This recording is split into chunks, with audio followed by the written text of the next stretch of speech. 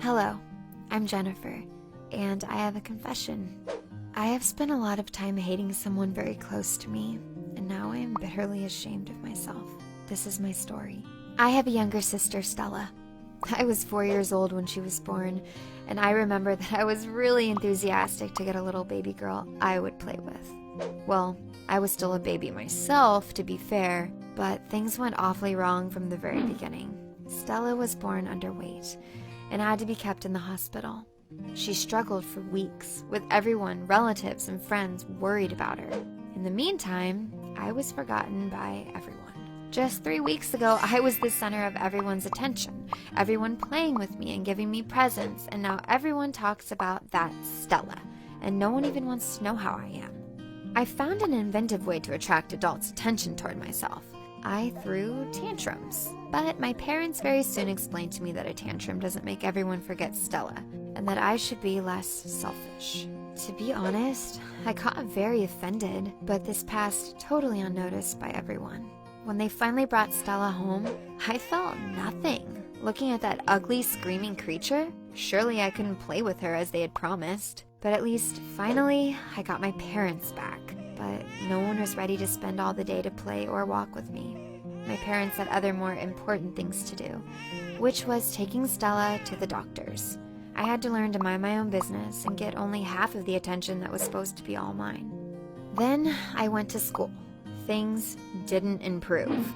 Stella was growing a sickly kid, and my parents were constantly dedicating their time, effort, and money to curing her from one disease or another. At the same time, I was an absolutely normal kid with my school, hobbies, friends. My parents were giving me attention, but not as much as I needed, and I was solving my problems pretty much on my own. I got really bitter with my parents and started detesting that helpless monster of my sister. When I became a teenager, things got even worse. It was always Stella this and Stella that, while it seemed that when I grew up, my parents considered their parental job done. I tried to rebel to get more attention, to ask for help, even to talk to them. And this is when my parents explained to me that they loved me a lot, but they consider me an independent person who doesn't need that much support. Look, Jenny, how strong you are. You can cope literally with everything. Stella is weak and she is sick all the time, and who will take care of her? But you will not have any problems in any situation. We're so proud of you. Yeah, pride sounds great, but a bit of support? The worst episode happened when I was supposed to go to a new school in another city and therefore move from my parents for the school term. I had been asking my parents for ages to buy me a guitar. Everything seemed fine. My sister went to school, her health seemed quite okay, and I thought that finally we would get a well-balanced family. We didn't communicate much, me and Stella. I had nothing in common with her and was not eager to talk to her when she tried awkwardly to start conversations. So I was sure I would get my guitar.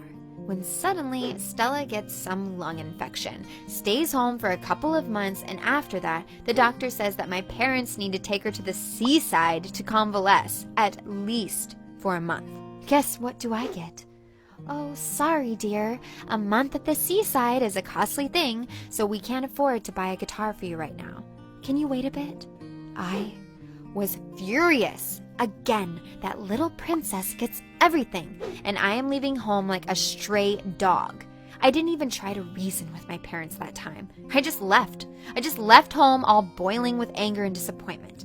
I was even imagining how wonderful life would be without Stella, and didn't even feel sympathy towards her. Those feelings didn't fade out during the term, and I came home all bitter for Christmas. The situation didn't seem to change a little bit, when suddenly time came for giving presents. All taken aback, I saw Stella bringing me a guitar. I didn't understand a thing. I knew my parents still didn't have money.